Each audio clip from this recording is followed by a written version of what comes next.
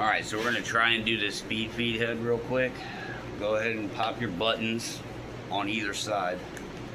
That'll pop your head right out. Sometimes it gets stuck when you use it for a while. This one's being a pain.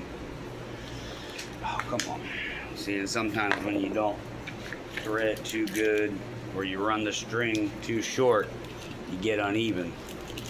It gets tightened up and it'll basically melt itself to itself and lock you up while you're weeding.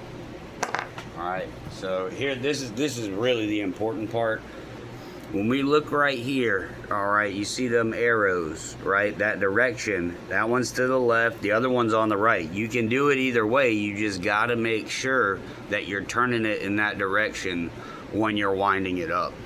So we're gonna go ahead. It makes sense to me to turn, like, I guess, clockwise. So I'm gonna do it on the left way, right? And that'll go right back into your head. You're gonna put that in already. Should be no problems whatsoever. And that is one thing a lot of people like about the speed feed head and Echoes in general, because they come with them. They take about 15 foot of line. I do about 1, 2, 3, and a little something for good measure, because I'm short. A little snippety doo-dah day, get you some string. And these things, you only need one piece of line right here, right? So the next thing we're gonna do, now that we know what direction we wanna go, we've got our insert.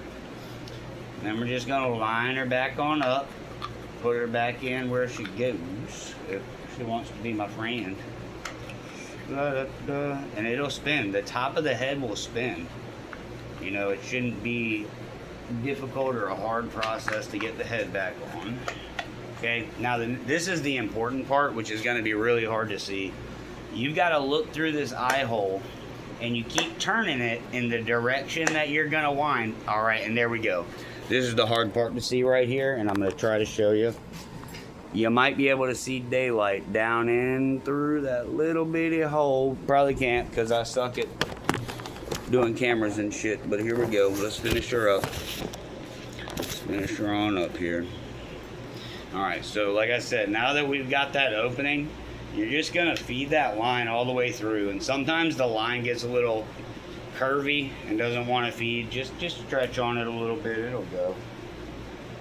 Get her on in there. Make sure it goes all the way through. No big deal. Alright, and then you just split it in half. You just feed it all the way through till your ends meet. Right in half. That's what you want. Sorry, I'm a bit off camera. Okay, so I just get my two ends together and just kind of pull it. Alright, so now we're half and half, right? We've got everything we really need. This is the important action right here. Remember I said I like to go clockwise, so for me, that's going forward. You hold the top of the head, spin it, and it's gonna want the string's gonna want to curl up. So you give it a good spin. As that string starts wanting to flop around, you just straighten it out like, if any of you have little girls and you've ever had to braid hair, just straighten it out a little bit as you go.